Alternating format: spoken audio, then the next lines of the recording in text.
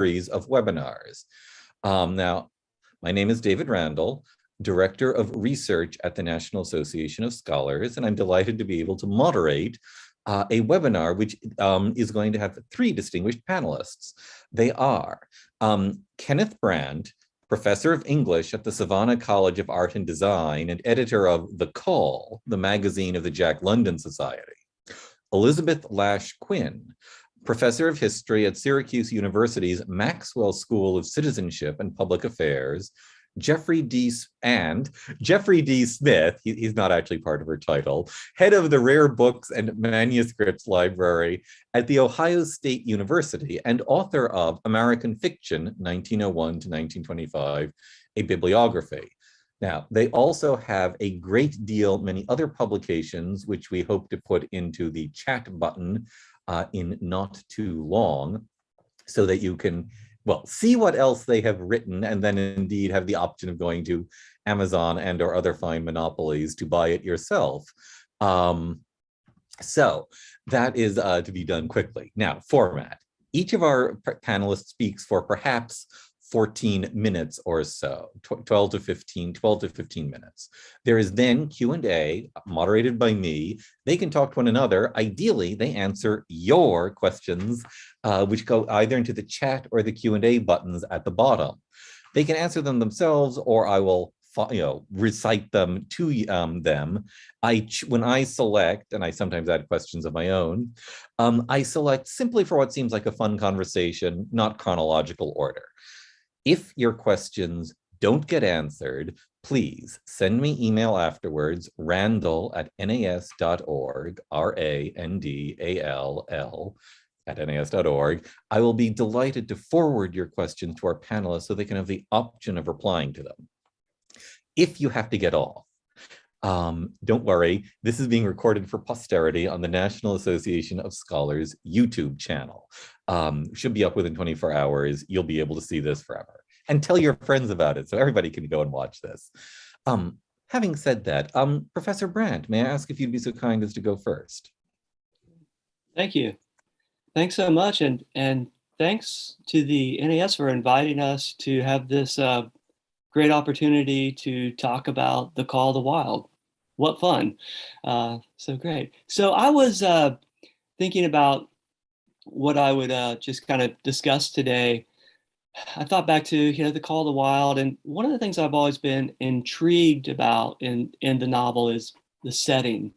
In particular, I was interested in the initial pastoral setting that we encounter in the first chapter of the novel, and then the other setting, which is the Northland, the raw wilderness of the novel, and how Buck moves from this kind of idyllic pastoral setting. It's Judge Miller's place.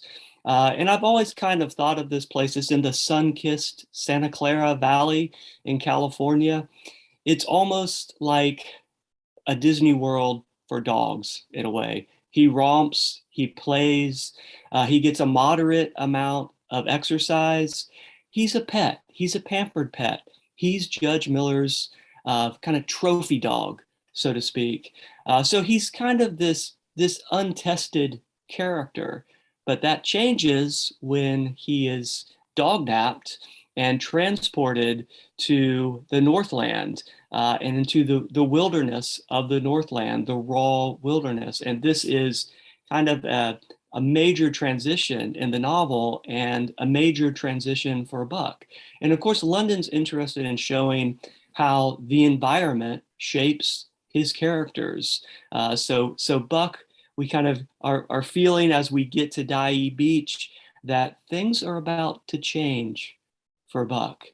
At the beginning of chapter 2, they land on Dai Beach, they unload, and we really sense that Buck is crossing a threshold into another dimension of existence. And just to read the passage where he first unloads in the Northland, Dai Beach. This is it. Buck's first day on the Dai Beach was like a nightmare. Every hour was filled with shock and surprise. He had been suddenly jerked from the heart of civilization and flung into the heart of things primordial. No lazy, sun-kissed life was this, with nothing to do but loaf and be bored. Here was neither peace, nor rest, nor a moment's safety. All was confusion and action. In every moment, life and limb were in peril. There was an imperative need to be constantly alert, for these dogs and men were not town dogs and men. They were savages, all of them, who knew no law but the law of club and fang. So this is Buck's introduction into the raw wilderness of the Northland. It's a hostile environment, of course. It's perilous, it's harsh, it's merciless, but the way that Buck reacts to this environment, it ignites his body and his mind, and he adapts to the environment, and it really it propels him into a kind of a new level of being, I said, like a new dimension. And I think what he's encountering initially here as he moves into the Northland in the chapters 2 and 3 is what he's going to discover as he reacts to it and adapts to the environment is a kind of there's an aspect or an element of his consciousness which he has not experienced before, but he's going to come in to this consciousness through a kind of atavistic regression, where he kind of becomes rewilded in a sense.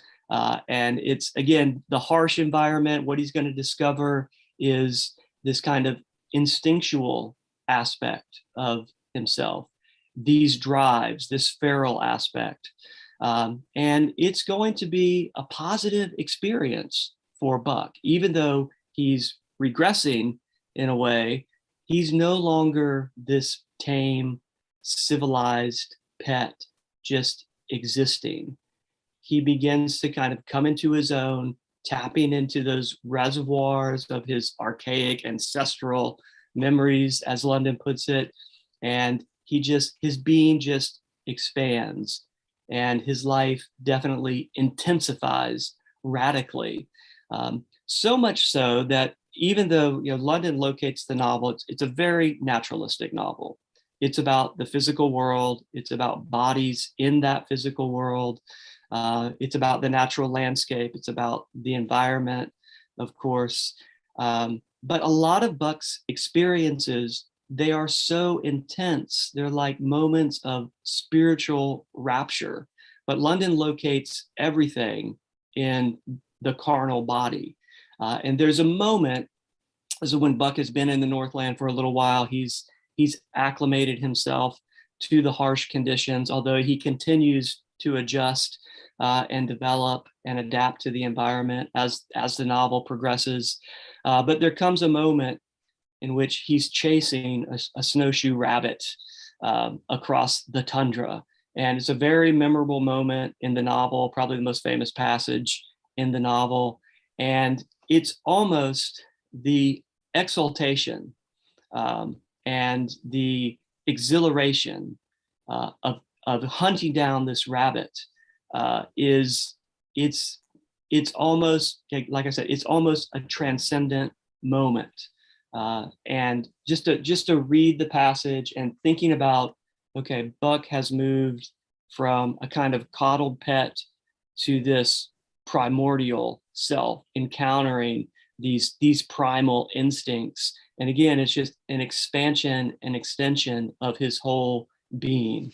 And London writes, as Buck is chasing down the rabbit, there is an ecstasy that marks the summit of life and beyond which life cannot rise.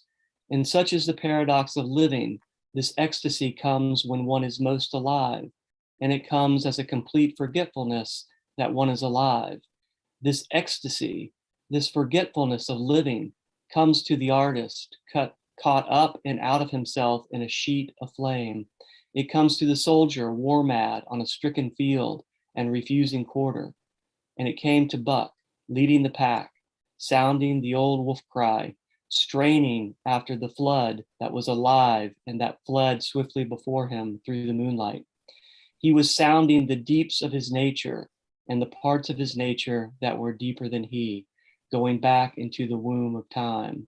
He was mastered by the sheer surging of life, the tidal wave of being, the perfect joy of each separate muscle, joint, and sinew, in that it was everything that was not death, and that it was aglow and rampant, expressing itself in movement, flying exultantly under the stars and over the face of dead matter that did not move.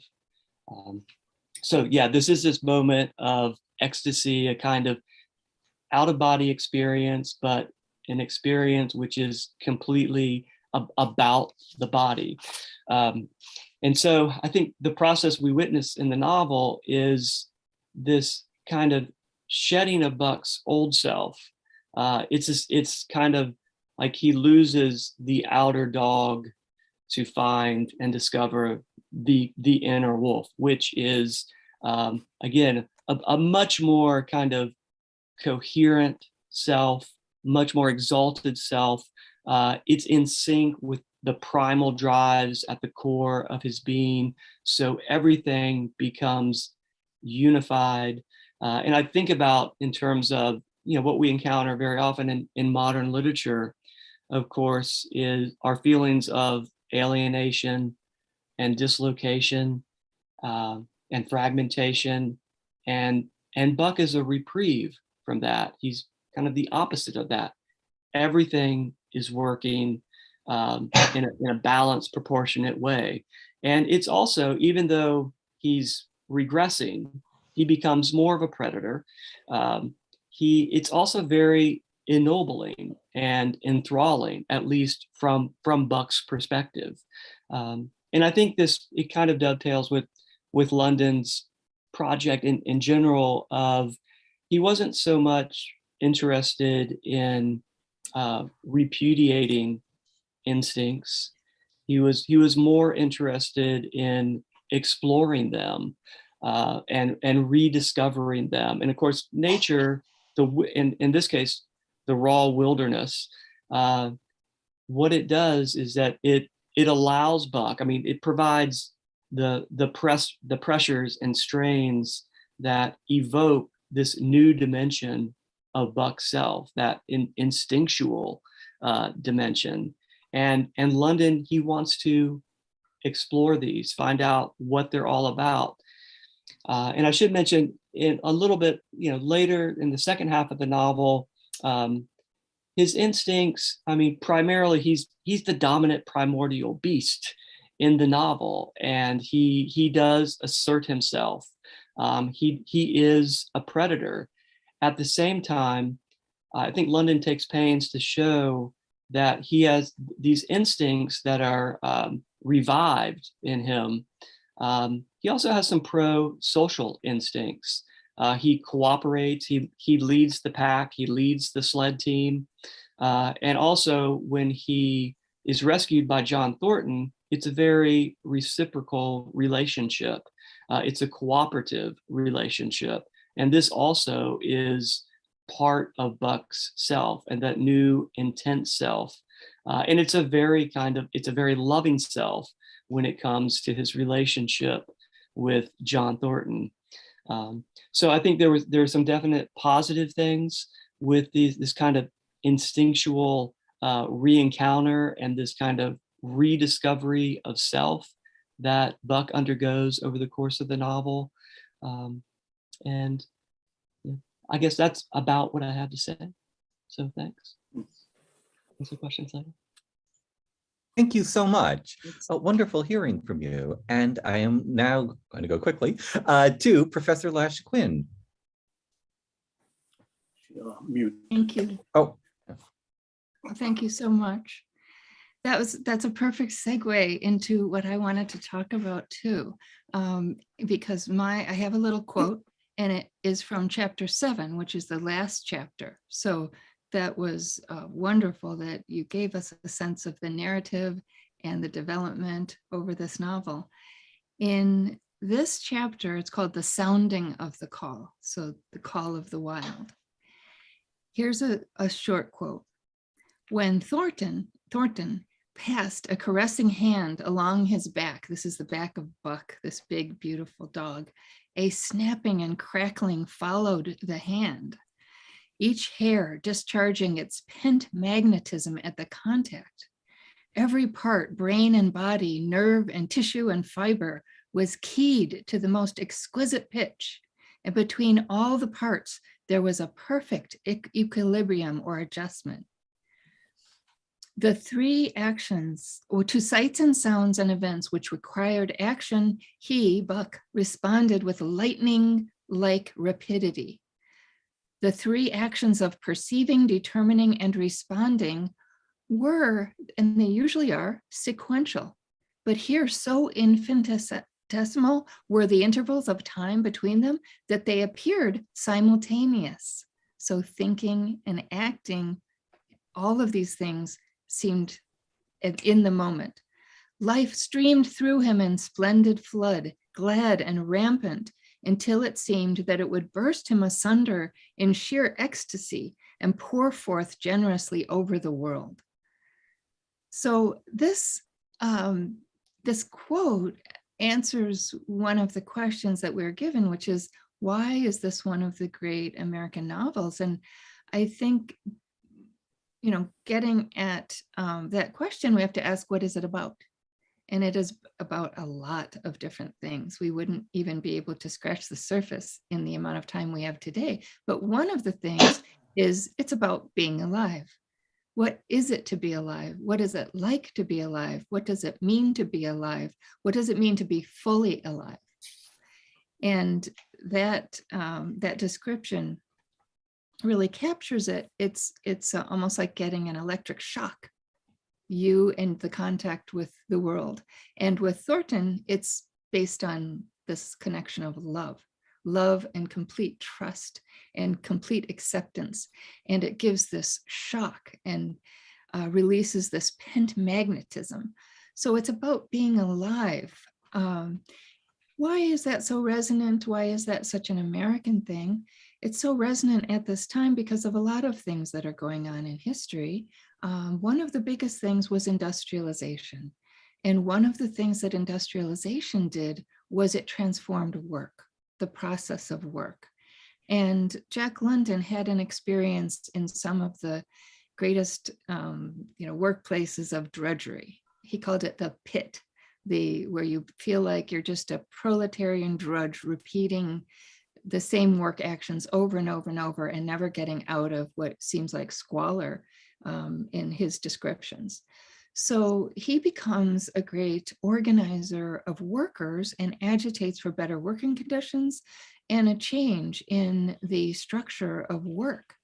One of the things about work that happens with the Industrial Revolution is that craft work largely goes to the margins. And so the idea that you would have complete control over the process of the job that you are doing, say when you're when you're a carpenter building a desk, you would conceive of it, you would get all of the supplies, you would design it, you would execute it, you would know every single skill that goes into it. So if you realize that at the end it didn't even stand, it just broke, you would change it yourself. So anything about the work process that you want to change, you're the one in control. So this was the whole idea of sort of pre-industrial work, not the many kinds of drudge work under pre-industrial capitalism, but in terms of the craft. And then in factory work, workers they're not in charge. They can't change the work process if they see that this isn't building good desks or good other things. If it's not a sound thing, if it's not good for human flourishing, hardly anyone can change that, managers and owners. And so Jack London took it upon himself to argue for better work conditions. So partly what's happening is a feeling among many people. There's a whole spiritual crisis at the end of the 19th century. There's a urbanization, there's a massive influx of immigrants. And so new Americans and old Americans are questioning the meaning of work, the structure of society, and the call of the wild really strikes a chord. And it could be for lots of different reasons. It's tightly written, it's captivating, it's got a lot of action, it's got a lot of really scary things happening. It has animal abuse that is just, unbelievable in its pain to read about. But then it has this whole transformation and all of this sort of freeing up of the spirits in the transition from the settled kind of soft life of luxury of the wealthy, where Buck was at the beginning, and then to the really harsh elements of the Yukon and the gold rush and things. And so, so I think, what is the book about? It's about many, many different things, but partly it's about being alive, and partly it's about working, and partly it's about how work makes you or can make you feel alive, or how it can hem you in. So another reason why I think it's a great American novel is it's all about the work ethic. And that's one of the things that this country has struggled with and come back to again and again and questioned and had many conflicts about and contradictions about. And so you get all of that in this novel.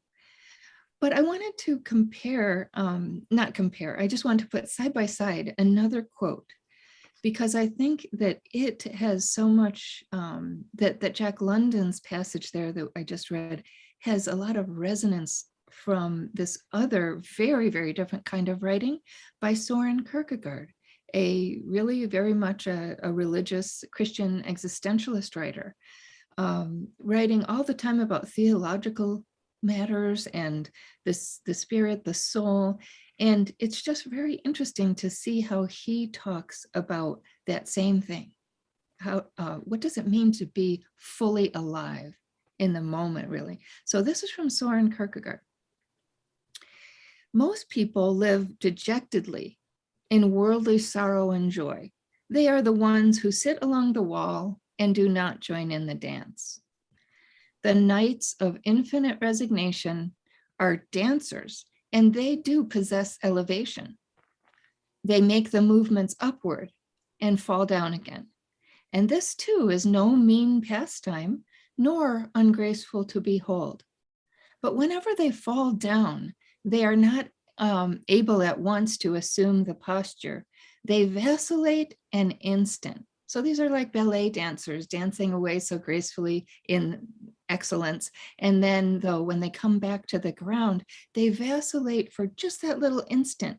And this vacillation shows that after all, they are strangers in the world. But to be able to fall down in such a way that the same second it looks as if one were standing and walking, to transform the leap of life into a walk, absolutely to express the sublime in the pedestrian, that only the knight of faith can do. And this is the one and only prodigy. So I had my attention called to that recently. And I thought that was just a wonderful quote about just how small the gap can be where you take a life, and it could be a life of great skill and dashing and even adventure in Jack London's world, and you make it into something sublime. All that drudgery, all of that struggle, all that suffering, beatings to the dogs and to people, all the loss, but it's transformed how? Through just this little bit of grace, this little almost imperceptible grace. And it seemed that was very much what we were seeing in this novel as well.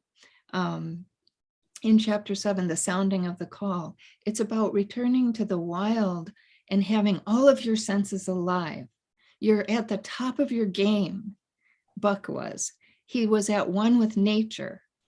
Perceiving, determining, and responding all became one moment. That longed for kind of return to the primitive, that even if it might never have existed, this idea of oneness with nature, oneness with others. And I was thinking of yesterday's, I don't know how many people saw the college ball, but UNC was leading by about 15, I think it was, after the first half against Kansas. And that was highly unexpected because Kansas is such a great team. And then, we all know what happened after. Well, anyone following basketball knows, Kansas came back from that, and it was really quite a stunning feat. So was the first half when UNC scored all those things. It was stunning. It was like these two quotes here.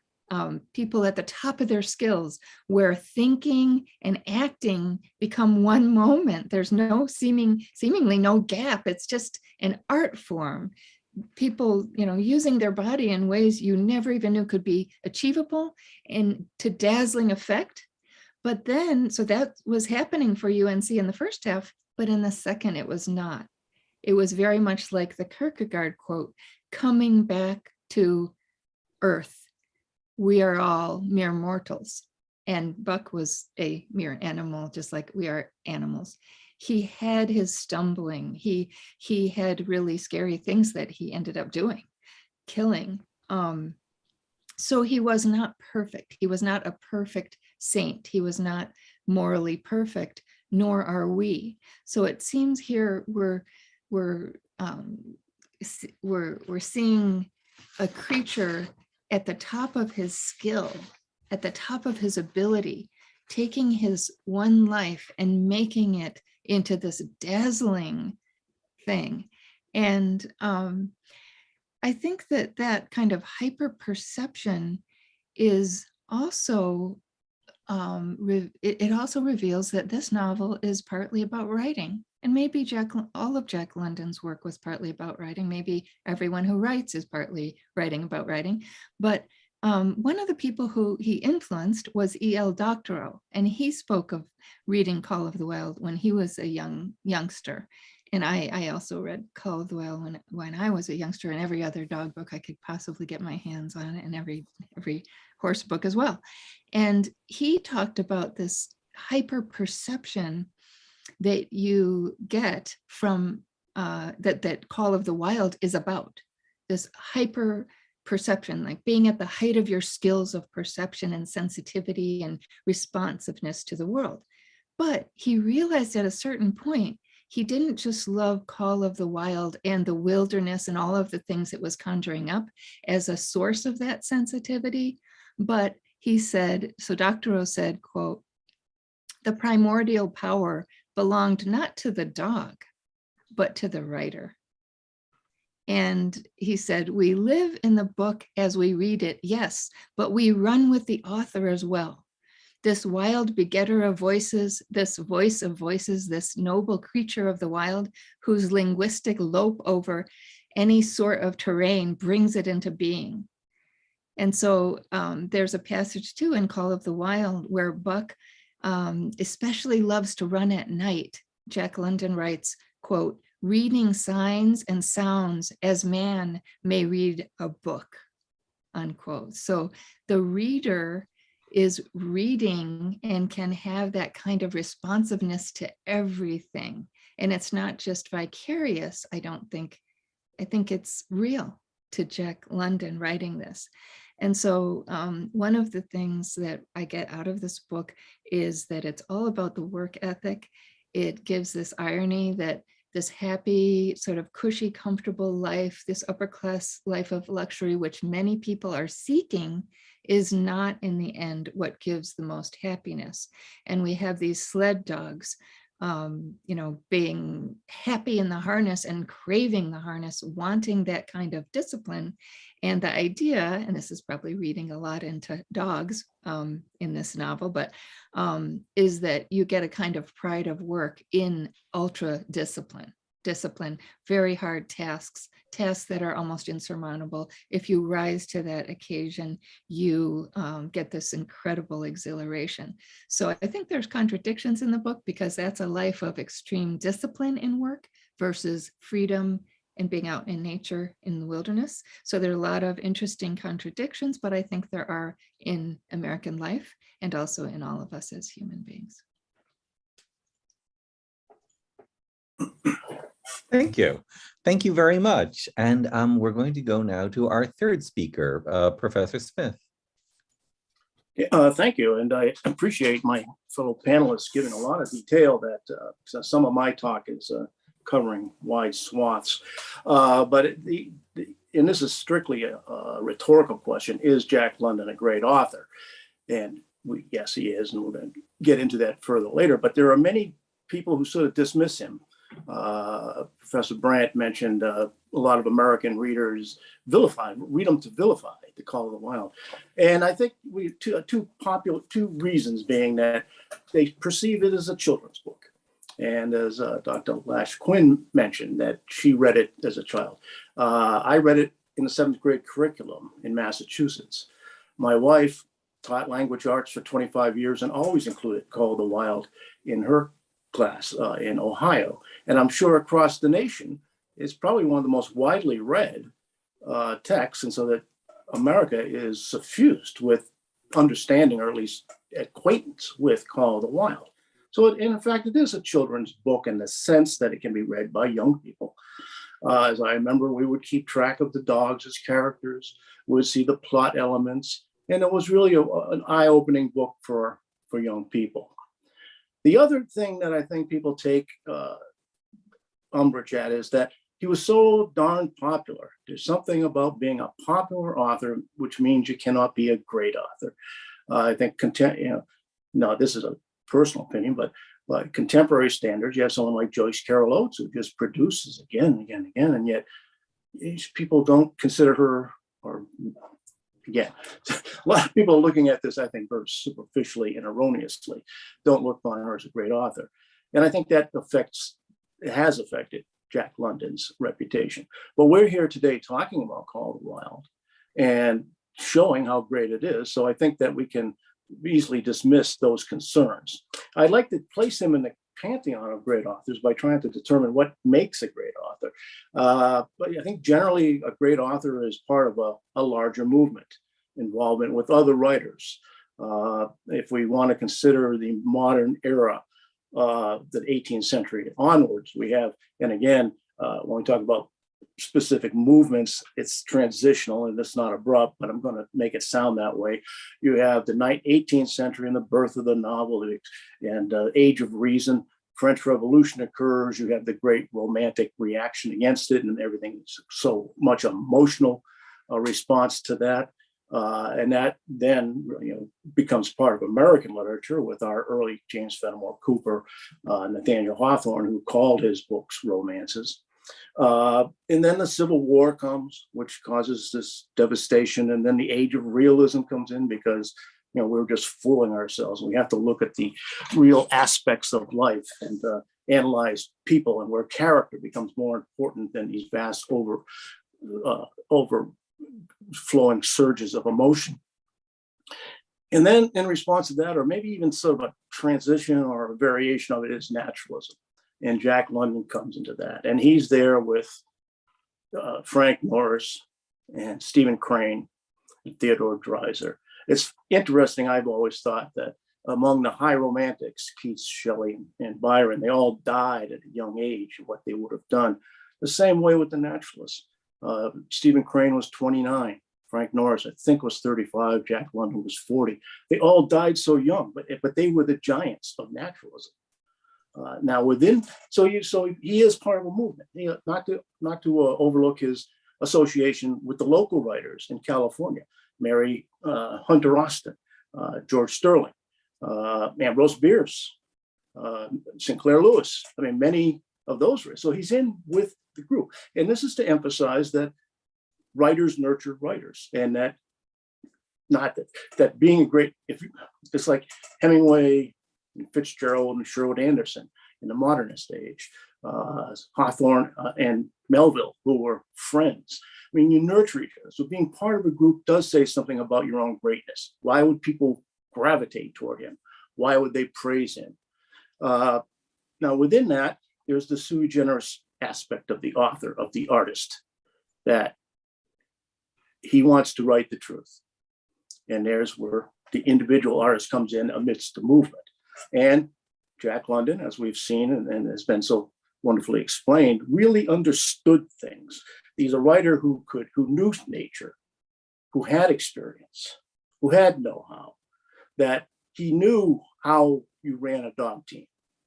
Like Melville knowing about whaling ships. He knew his material.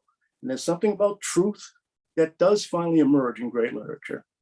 Yeah, people write what you know is a famous adage. And that's what he did. He wrote what he knew. And then there's the zeitgeist. And I'm trying to count all of these things as, as again, being part of the great authorial tradition. That he knew he wasn't in an ivory tower. He wasn't isolated. He was active. He captured life as it was, but he had an active and vigorous engagement with science, politics, philosophy, psychology. It was really a zeitgeist. He was there again.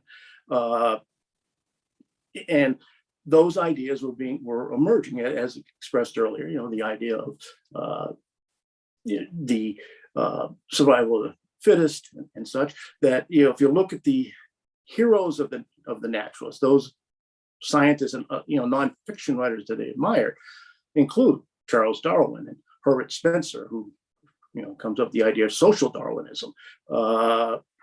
Nietzsche and Schopenhauer. So Nietzsche, the Übermensch, and Schopenhauer, the power of the will, and all of those elements are showing up in Call of the Wild. That it's not just a story about animals. It's not just a children's story. It's rife with grand philosophical ideas. I was interested in hearing you mention, Elisabeth, about work, because another name that doesn't show up so often, but I'm sure London, with his knowledge, with his widespread and varied reading, had to have become familiar with Frederick Winslow Taylor, who was the father of scientific management. And he died, I think, in 1915. But he was the one that came up with, time studies and how do we make people work faster and better. So he was presumably making things better for the world, but in fact was making human beings automatons. Assembly line and all that. So he, again, that's all reflected in his work. And then I think is the final thing is the ongoing influence.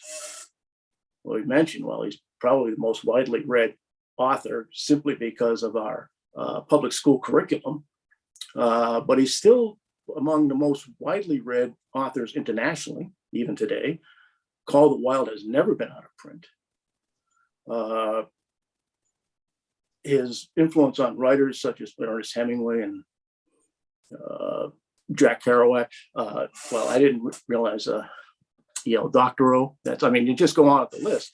So that the idea of the ongoing influence speaks once again to the greatness of the author. So I think we do have to come to the conclusion to do away with these superficial attitudes toward Jack London and read him with a sincere appreciation of his brilliant assessment of life around him in all areas. I guess I can sort of leave off with that, but thank you. And thank you so much. Thank you all. Now, we have one question already. I'm going to encourage everyone, please put in more questions, chat or Q&A button. But I'll just start with Cynthia Hubschen to any of the speakers, indeed all of you. How would you compare the Call of the Wild to White Fang?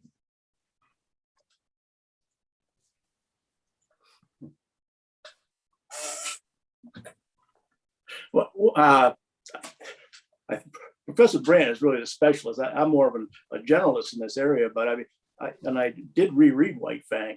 It's the counter point to it. You know, the idea of returning from the wilderness. And I think it's a great book.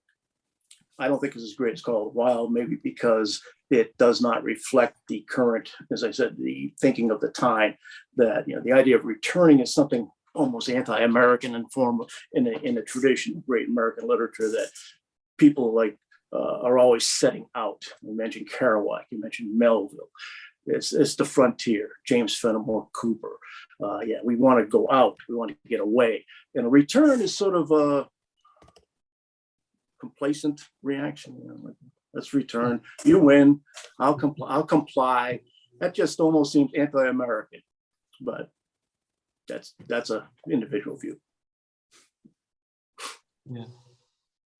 Yeah, I would add to that and just say it's much more fun to escape into the wild, where, you know, the Call of the Wild is a story about liberation, whereas White Fang is more kind of discipline and punish. White Fang has to come back into society, become domesticated. And I think in terms of the naturalistic element, it's a very interesting novel, but yeah, it doesn't have the concision or the excitement that the Call of the Wild has, just mainly because White Fang becomes a dog, he becomes a pet. And it's just not inherently as engrossing, I think, for most readers.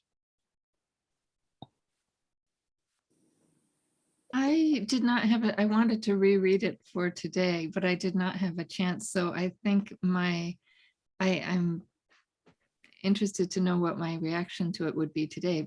My memory is just from childhood and reading it then. And I remember thinking that it was an incredibly wonderful book, and, you know, really relating to the dog and everything. And so it's just, I think, testimony to the mind of Jack London that he could conceive of the whole scenario with the end being out in the wild, you know, and then another whole scenario of the end being domesticity.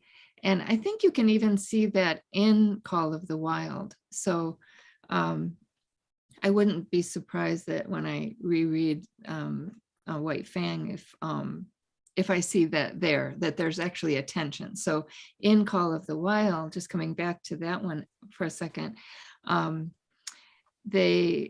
there's a real tension with the dogs that John Thornton owns. There's little, they're pets, but he's an adventurer, you know, so they're pets of an adventurer. So they have a pretty adventurous life for pets.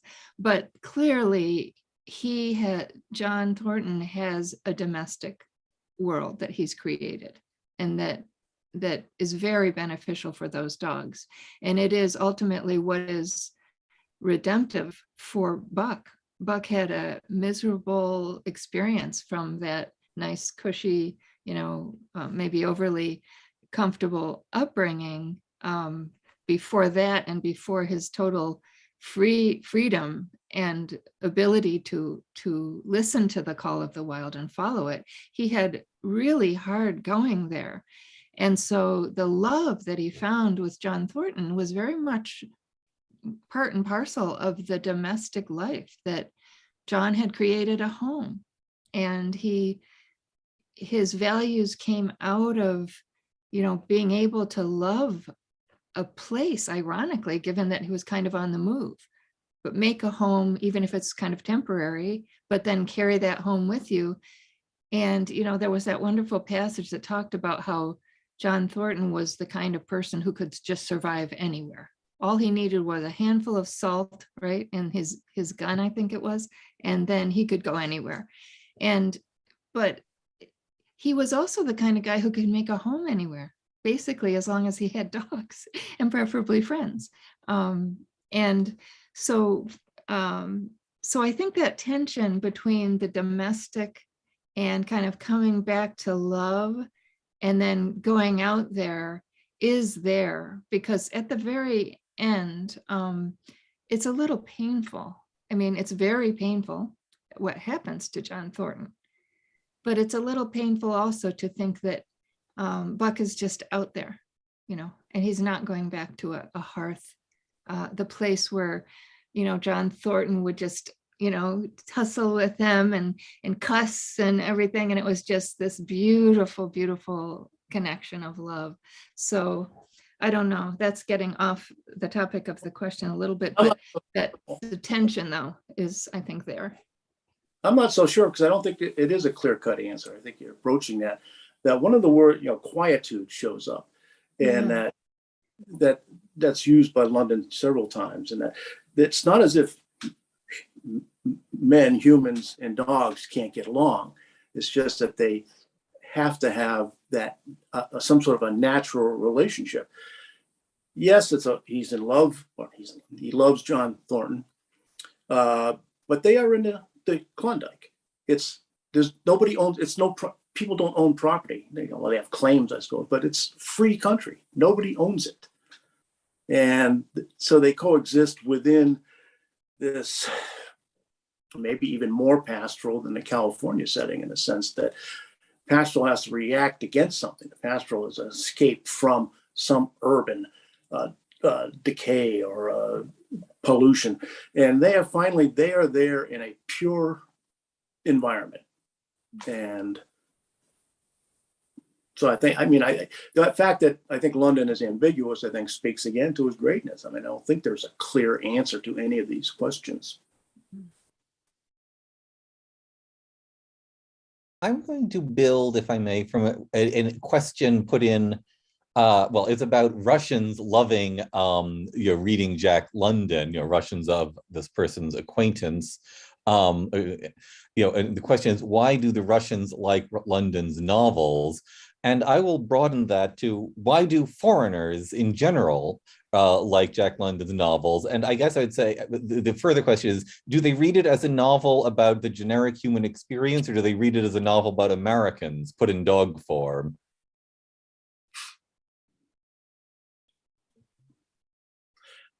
I will say that I do realize that Jack London is one of the most, if not the most popular author or in the Soviet Union. And again, I mentioned her internationally, generally. And first and foremost, I think a lot of people read it because he's a darn good writer. And that they read it as a story. Most people do read novels that way. So I don't want to say that so much of the philosophical underpinnings influence people. But in the Soviet Union, because, and I really am not a Soviet specialist or a Russian specialist, especially today, do have an ideological bent as to what they like their people to read. Now, among the other popular authors, there are others: Theodore Dreiser, another naturalist, Mark Twain, Mark Twain being, again, as you said, maybe just because that's what he thinks Americans are, slavery and the treatment of Jim and Huckleberry Finn. And because Twain, as we know, has been censored within the United States. Take Huckleberry Finn out of the library. So that would be great propaganda fodder for the Soviet Union. Like, this is, Americans won't let their people read Huckleberry Finn because it shows how bad things really are. And there is a lot of, if we look at the Call of the Wild, implications of brutality. If you want to, anthropomorphize that, the treatment of dogs can be like the treatment of people, and that's a reflection of America. So perhaps they do see it as some people may read it as an indictment of America.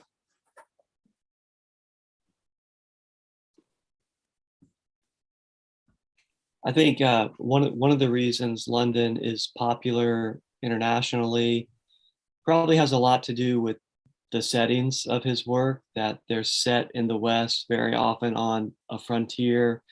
And so that image of America, I think, resonates with a lot of people from different countries. They see it as a kind of representative author, whereas I think those of us in America, we tend, the center is kind of New York City in a way. That's something that London struggled with too, being from California, but of course his publisher was in New York. But I think a lot of international readers just see the West as, a representation of America. And so I think it's one of the attractive aspects for a lot of readers of London's writings. I'm going to, we have a question, from Geoffrey Crossler about, reading, hearing Professor Brandt read the passage of Buck arriving in the Northland. He thought of, people of freemen turned into slaves, to young men thrust into battle, a youth put into the steel mill. Is it a mistake to find the human experience in this dog? I want to broaden that question a little bit. How good is London at making it be a specifically dog-like character and experience, and how good is he at making it also be a human? But I'm presuming these are two different skills and two different things he's aiming at. Is he better at making our character be a dog or being a human in disguise?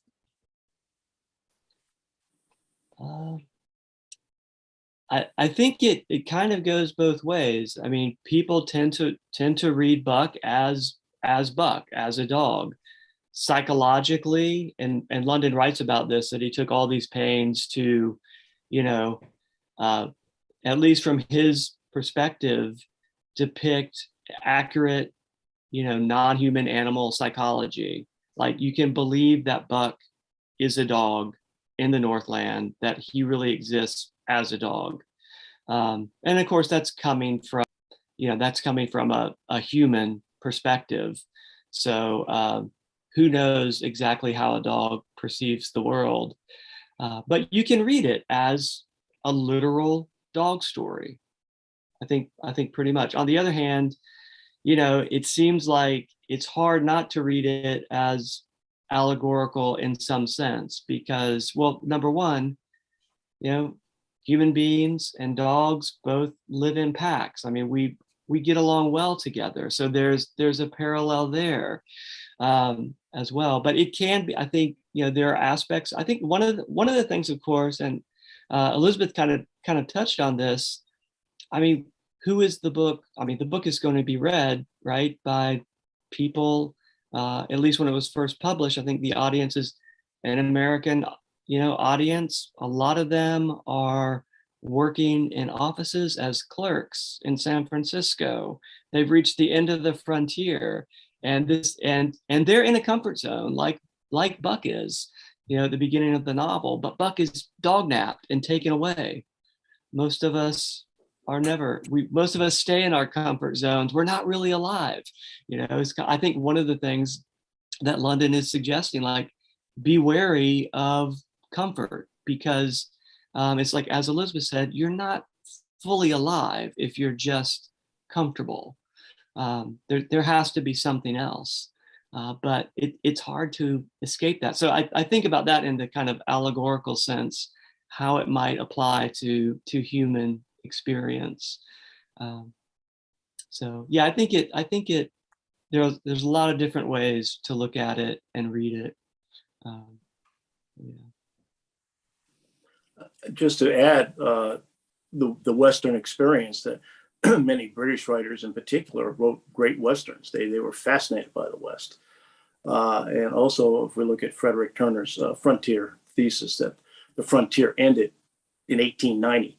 That's 15 years before publication Call of the Wild. That even in America, although we fancy that the West was still there, it really wasn't. Well, except maybe for the Klondike. I mean, that was where you had to go to escape.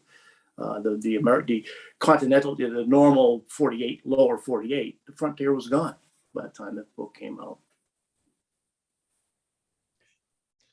I have a pop culture question, and actually inspired by an email I just got.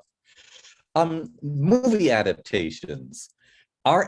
Which of them are any good at getting the spirit of the book, if any? And do you have any particular thoughts about the 2020 film adaptation, which just came out? I haven't seen it. I remember Clark Gable in the Call of the Wild, but that was more. I mean, unlike Buck dominating the picture, Clark Gable was the king, and he dominated the picture. So that was Hollywood. Hollywood does its thing. Nobody else Hollywood doesn't get into the interior. They don't really explore Buck's mind as it does in the book. So Anybody else going to confess to having seen a movie? What was that? Sorry. Anybody else going to confess to having seen a movie? Oh. I'm happy to confess Well, to that. yeah, I've seen it. But I have to confess also that although I watched that movie fairly recently, it was before agreeing to speak here today. So I did not view it again after, combing through the novel very carefully.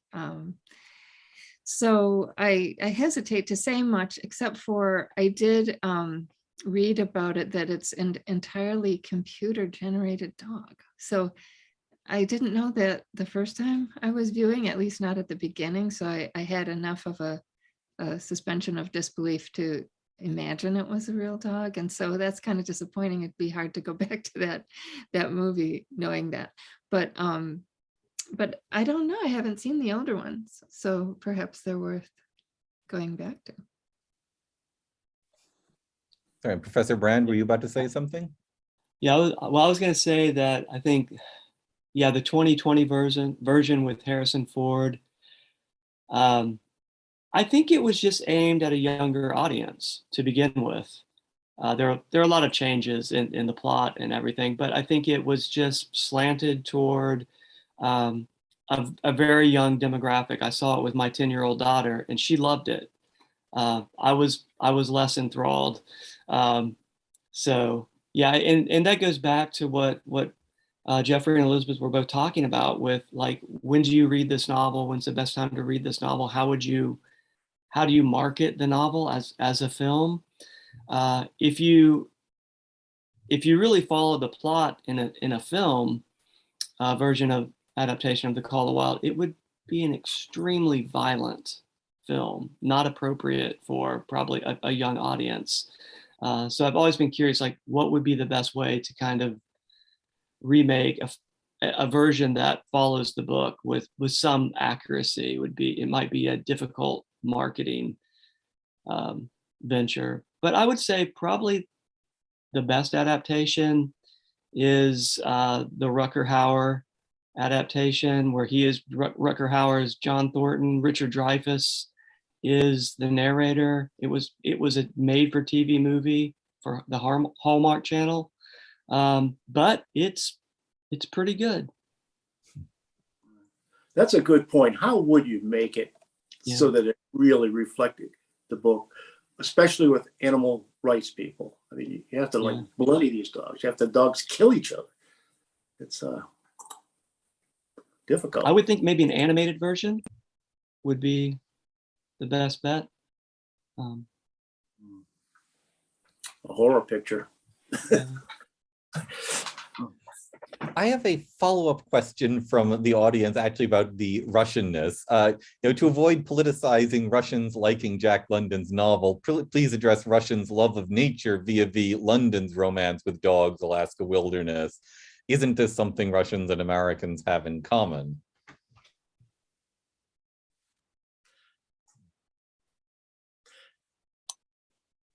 I really don't know. I'd be interested in finding out what the Russian experience is with Siberia. I know the gulags and a lot of that going on, but was there some sort of movement there? Did people flock there for any reason? I mean, just the dealing with the polar region itself is always something that has fascinated me. I ask people, if you had to be isolated in any of the extreme environments, say, like, rainforest, deep jungle, desert, or polar, which would you choose? And then exclude the sea, but which would you include? I always say polar, because I'd rather deal with one polar bear than snakes and all these other things they have to deal with in other regions. It's a stark environment, and dogs certainly have been adapted to it for a long time. Norwegian elk hounds and Siberian huskies and St. Bernards, as Buck is part. It's I'm sort of wandering off here. I'll just stop with that. It's an extreme environment, and the dog would be your best companion. Which go back to the domestication, whole issue of that. dogs came into human existence pretty early, very, very early. They're very smart animals. I've had dog. I was born with a dog. I have a dog now, and understood that it was a compatible situation there, and humans too, because the dogs turned out to be protectors. As Kenneth said, they're pack animals. As we all, they really are very social animals. I remember the Human Ape, was it? Desmond Morris, was that the title of the book? And he talks about dogs and apes, how apes are actually pretty filthy, whereas dogs are like humans in that they like to keep their dens clean. They don't like, they like to get away. They don't just defecate wherever they happen to be. And that's the way that's why you house break them, and they're just perfectly fine. We had a dog a long time ago would like hide, didn't want you to see him do anything. Anyway, so I'm wandering off on that, but I think there may be a universal understanding between humans and dogs that Russians certainly share with us. So. Yeah. I would say that that's a great point that the person in the audience raised about the role of nature. If you think about some of the great Russian novels, you too have this sense of vastness, of the great exciting potential of things that can be, can happen and be discovered, but also the sheer terror of the climate, of the environment, it is so large, it is so definitive that if you are in the wrong place at the wrong time, you will just freeze to death, that kind of thing. And you really get that from London, that it's this, has stupendous beauty, but also you get abject terror because it's going to win if you don't find a way to, survive. And so we have people in the book in Call of the Wild who didn't take seriously the warnings that more experienced people gave them. And they went out there, on a lake where the ice was too thin, and that all the dogs plunged to their death, and the people. And so you do get that also. And I was thinking of scenes from the film Dr. Zhivago, and then the novel that it was based on by Pasternak. It's true that there's really a resonance there, so I wouldn't be surprised, but I also find it really difficult to speak about sort of the Russian reader's response to it. For one thing, I don't know. I would rather have Russian readers tell me, but also because there's not an American response either. There's so many different readers, and people are reading the book for different things, and they're going to find different things in it. They're not going to find completely all different things because there is the actual novel and what it's saying and things like that. But I think that some of the scenes that I probably wanted to get through faster and turn those pages extra fast, other people might be lingering over those and finding that's where the real heart of what's really interesting is. So I would assume that there are many different Russian responses. It would be a great thing to know. I cannot recall the novel or story at the moment, but it does involve Russians in a sleigh during the long winter nights, traveling somewhere and being very fearful of wolves all around them. And then there's the great wolf hunting scene in Tolstoy's War and Peace. Now you have your Russian wolfhounds and the wolves, and that's a pretty brutal episode, but it's again treated heroically. I mean, those Russian wolfhounds are just cherished, and wolves were they're out in Idaho, for instance, they're just eliminating wolves left and right. We have this is the mid early 21st century, and some people just want to get rid of wolves.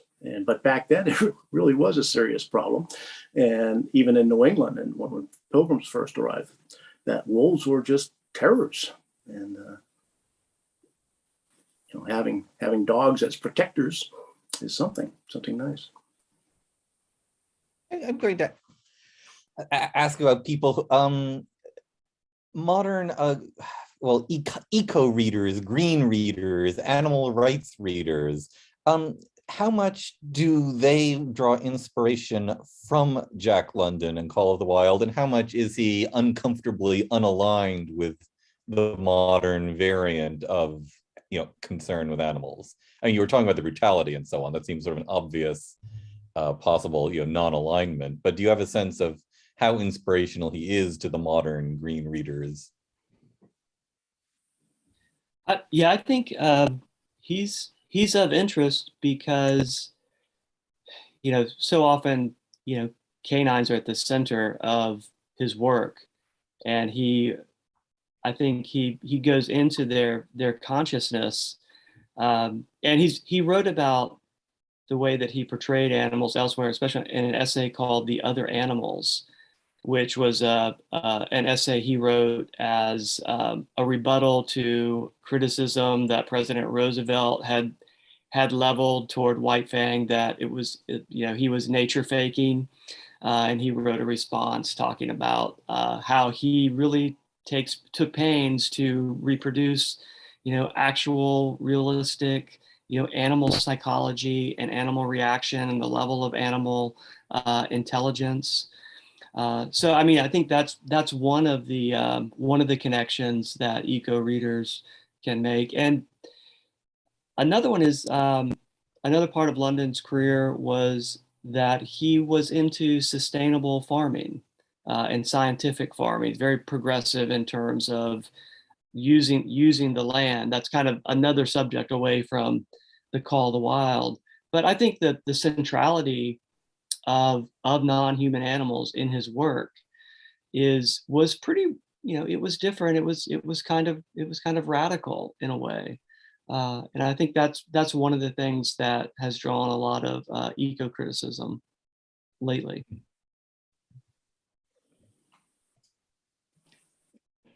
So nobody else on that one. I am going to go back to a question which was actually mentioned, alluded to actually. What can people say about foreshadowing in Call of the Wild? And I guess I believe I just heard one of you mention this. I guess, how is foreshadowing used in Call of the Wild? What does it contribute to the novel? And heavens, its greatness.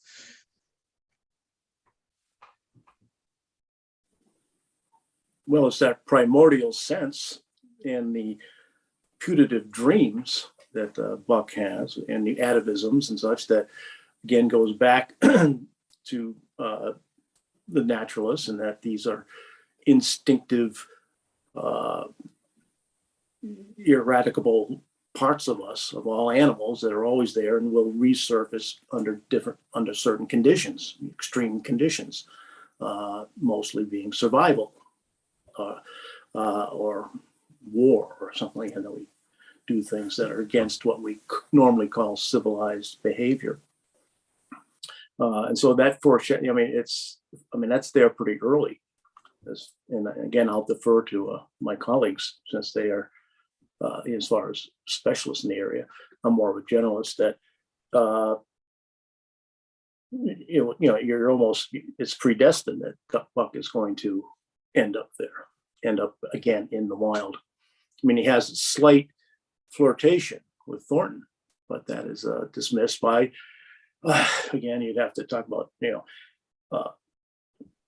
understandings of the animal rights people. There might be some, concern about Native Americans or Inuits, and how are they portrayed as, utter savages in that sense, which is the idea of the noble savage or ignoble savage. I'm not sure how that goes, but that's the idea that the worst instincts come out under the worst conditions.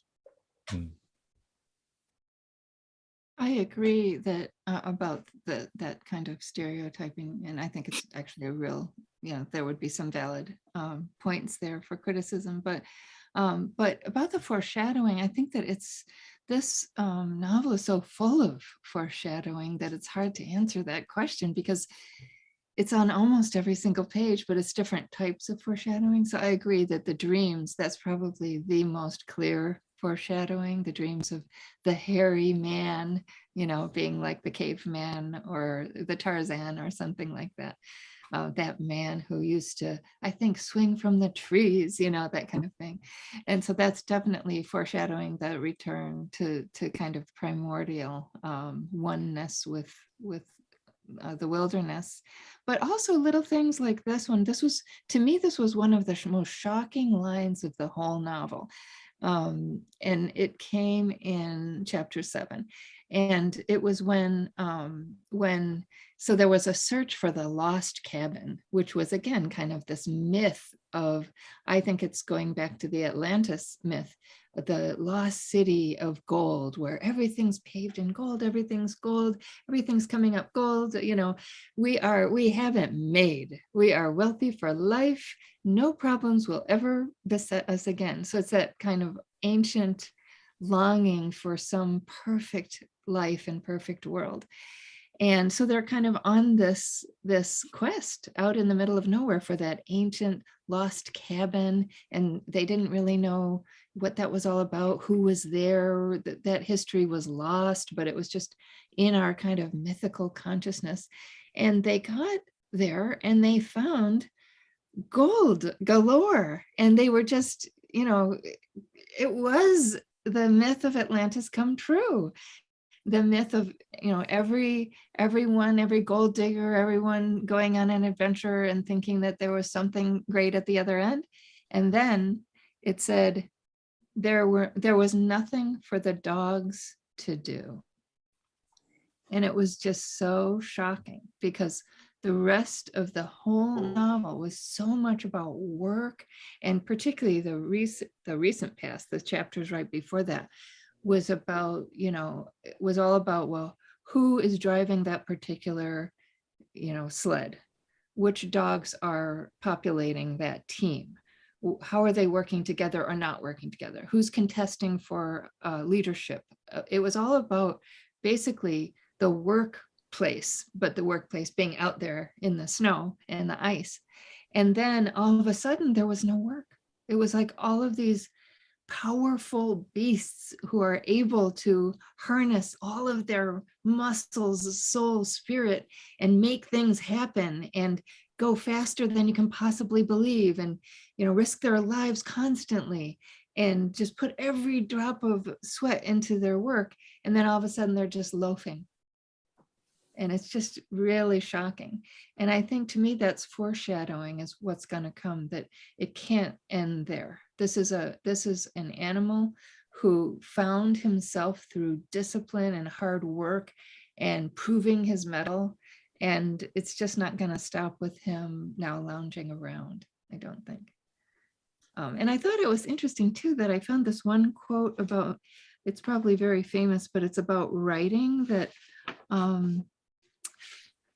from Jack London. He said in one publication, an article called Getting into Print, he said, quote, "Don't loaf and invite inspiration, light out after it with a club. And if you don't get it, you will nonetheless get something that looks remarkably like it." It's just an interesting way to think about. That's a very active way to think about writing. Kind of a violent way. Pick up a club and you will get it. Interesting take on the work prospect of it, and partly the greed, because when we talk about Thornton and Buck and that quietude, they're there because they want peace. But the subtext is everyone else, or the majority of people, there because they want gold. I mean, they want money. They want to find that, and that brings out instincts in its own way. If you look at the great Frank Norris's great novel McTeague, which was then made into a movie called Greed, that's the whole thing. And the naturalists were very much concerned about that as being like a sort of moral flaw within the American system, capitalist system. Yeah, to extend Elizabeth's sorry, I was going to go to another question. Is that okay? Sorry, from building off of one by Gail Musker, who asks, do you think all London's works are great? And I want to push that what is the element that makes the best of London's works great? I mean, is there a common element in the best of his works, or does he have different excellences when he's really on fire? And what are the best of his works in your judgments?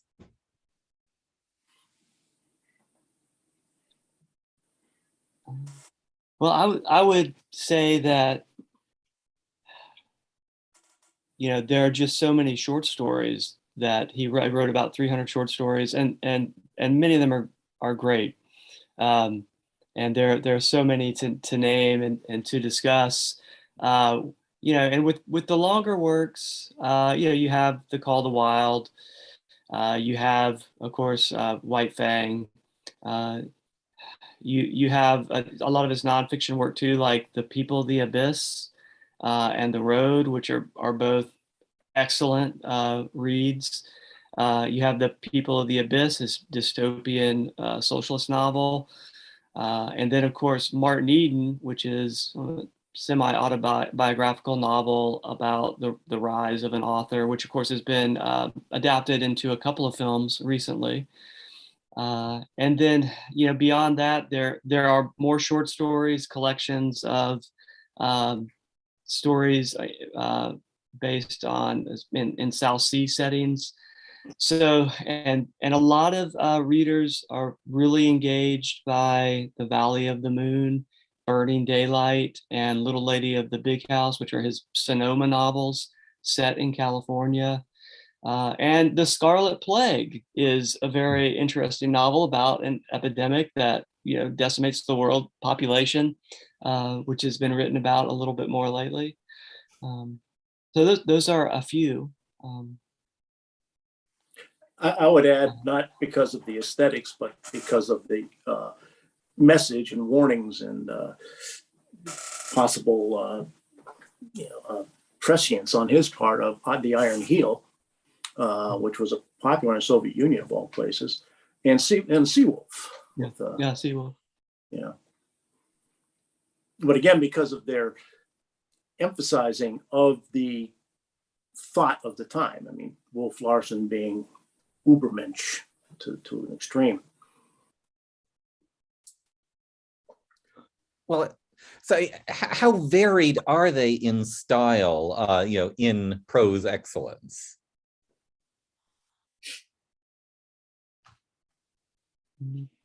I defer on that. One of the things that's really interesting about, you know, London's books is that you kind of think that they're all rather similar, like The Call of the Wild and White Fang, but they're really not. He just wrote different kinds of books, and it really, you know, annoyed his publisher. Like his publishers, because they didn't exactly know how to market it. Some of his works, like The Iron Heel, which was just a different kind of work that wasn't going to have the kind of mass appeal that The Call of the Wild had. And when you look at his correspondence, editors are constantly asking him for another Call of the Wild. Give us something like The Call of the Wild. That's what they constantly wanted. And he could have done that, but he consistently pretty much resisted doing that.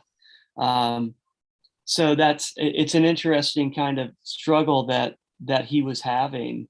But I think, like all the novels and many of the stories we just talked about, those are all great, but there's some differences, and some of those differences in what we might say the quality of the work is because I think he was always trying to do something a little bit different, something a little bit kind of experimental in his work. And even though he was a popular writer, and many of his works, like Burning Daylight, is a work we don't read very much today, but it was his most popular novel in his time. So he was, I think, much more experimental than a lot of people realize. So that might make some of his works a little less engaging for a lot of readers, I think. But again, that attributes to his greatness as an artist. He's very self-conscious of what he was doing. He wasn't just churning out the same thing again and again. Yeah. And, You're inspiring me. Sorry, Dr. Lasch-Quinn, am I interrupting you or?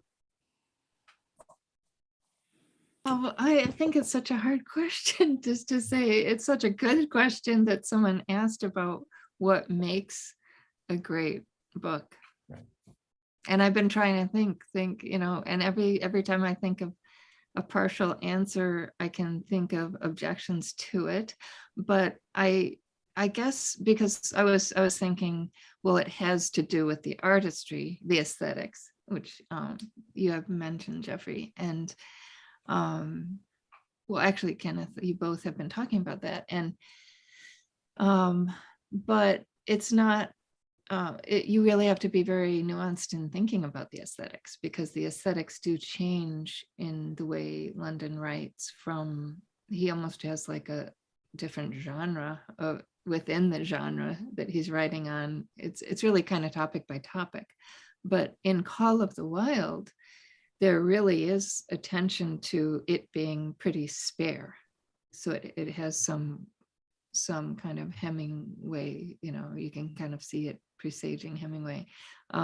It's kind of spare, but I'm not saying that a great work has to be spare by any stretch of the imagination. Being a Tolstoy lover and a Henry James lover and the lover of Ralph Ellison's novel and many others. But maybe that the aesthetic fits the content.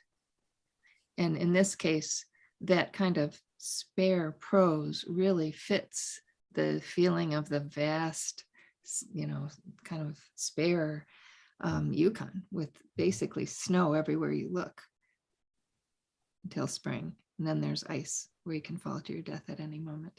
But, black it's pretty spare. What? in black flies, the people that never met black flies.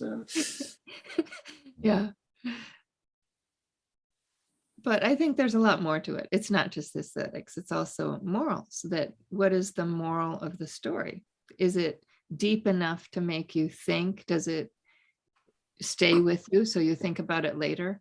Is it enough of a mystery that it captures the mystery of human life? I mean, and I think that Call of the Wild certainly comes up to that level of really searching questions and no easy answers. It's just when you think you have an answer to something and you would like to glorify some aspect of this, he gives you kind of an ugly side to it. And even John Thornton, he's such a hero. He saves Buck. He has a heart. It's just beautiful what they have. But if he had just been at all attuned to that quietism that Geoffrey mentioned, that he had a beautiful life, but he had to go bragging. He bragged about Buck, and then he won because Buck really did come to that occasion. He is just incredibly a great athlete, a great worker. He won that wager, and so that means that Thornton could pay off the debts. Those certain debts. I liked that again, Spartan prose, because he didn't go into the story of how he got all those debts and anything. It didn't matter. Certain debts were paid off, and that meant not that John Thornton could really go out there in the wilderness and enjoy the quietistic life or anything, but that he could go and join in what all these mad creatures were joining in all around him, which was the hunt for gold. And that's what got him in trouble. And it ended up ruining the beautiful thing he had with Buck, because, it led to his own demise. So I really liked what you were saying about the quietism, because here's a book that seems to be all about action, that action is the solution. We don't want to be in those desk jobs or in the factory jobs or any of those kinds of jobs. We want to be out there in the wilderness, doing action. And actually, when we're out there, there's often a rising tide of rage and other kinds of emotions, and then fights to the death. and people or dogs, dogs thought they could trust other dogs, but it turns out they're going to turn on them, or someone goes and gets rabies and turns mad, and so then that dog becomes a menace after being just lovely and friendly the whole time before. So there are all these unpredictable things, but also it's not all about action. This book makes you actually think about the limits of action. Did they really have to go and find that gold at the end? And they found the gold, but they were so greedy. They got more and more and more, and they made a big storehouse, and they made themselves into these, obviously, targets for people to come and try to get the gold away or attack them for being there. So it does seem to be about greed, as you were saying. So the morals, the aesthetics, it has depth to it, it has complexity, and it gets at some kind of truth of some sort, even though those truths are not easy truths to capture. I am going to, if I may, go to one last question before we wrap up. This is the future is a foreign country question. Students, what part, when you're teaching The Call of the Wild or Jack London in general, or simply talking about it to people who are, wee ones, what parts are immediately accessible? What parts need to be explained? What appeals in Jack London? What is not immediately appealing? And I'm going to say, ideally, I'm talking about college undergraduates, but you can expand that as you like.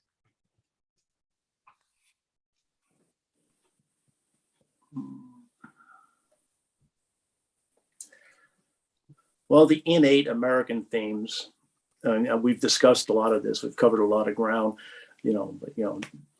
setting out, as Huck Finn does at the end of The Adventures of Huckleberry Finn, as Ishmael does in Melville, Moby Dick, challenging the limits of nature. I think these are the classic American stories, as evidenced by the author's reciting. And I think I'm probably being redundant here at this point. So. I think a really interesting subject to explore with students is just the idea and the imagery surrounding rugged individualism, and everything from truck commercials to just the idea of the West that's kind of a fascinating subject. The idea of the frontier, the idea of the last frontier, Alaska, the Northland, and the idea of looking at nature as this place where you go to restore yourself or recreate yourself, outdoor recreation. I think that's hooking that up with ideas of the national parks. It's kind of, I think that's a really interesting avenue to explore through the novel, because it's so easy to make all those connections. So yeah.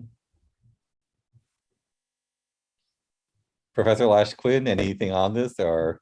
Well, yeah, I told my class that I was I wasn't teaching it, but I was teaching a different class on citizenship and democracy.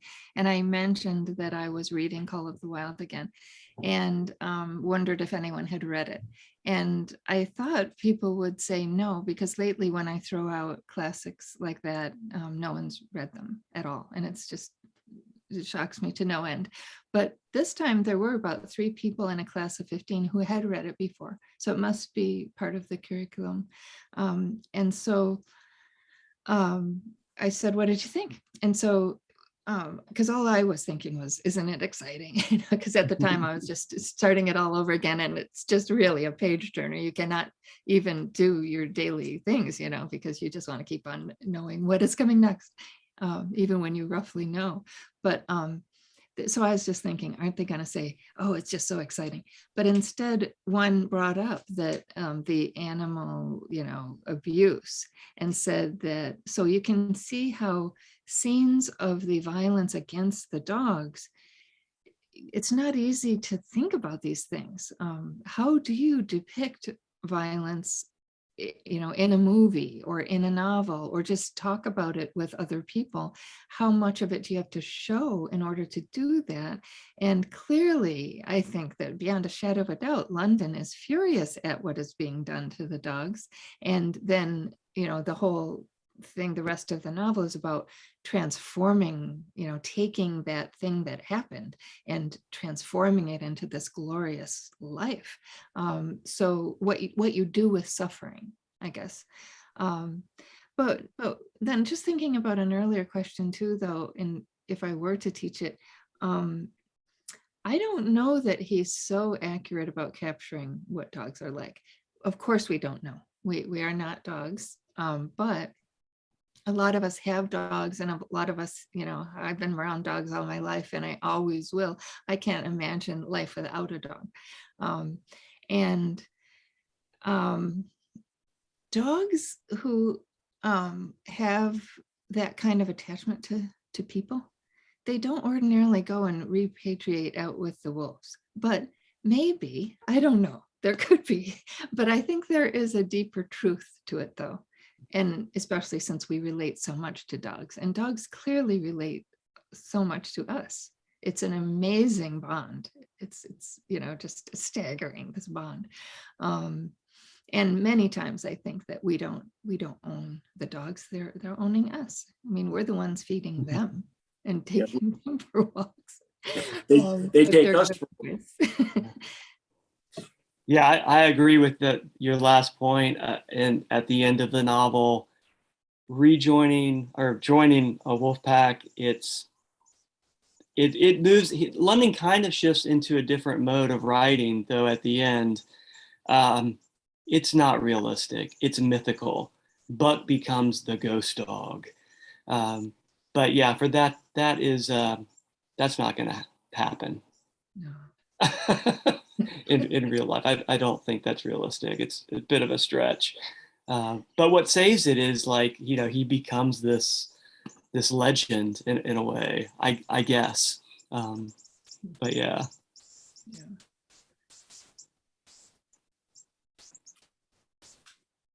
Thank you.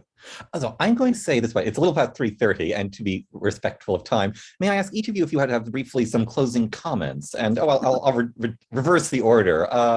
Dr. Smith, may I ask if you would go first? Well, one of the things I mentioned in the ongoing influence, I brought this up, is that, well, there's the form, as part of his reputation as a great artist, great writer, the forming of the Jack London Society, which then participates in academic conferences. I brought up my copies of the Library of America, which Jack London is in that. And I know that, this raises the question of the canon, but questions of the canon usually are concerned about people who aren't in the canon. You don't hear issues of people should be out of the canon. It's it's been too exclusionary. And so the fact that he's part of the canon, that's good for Jack London. I think that's testament to his greatness. Thank you. Dr. Lasch-Quinn.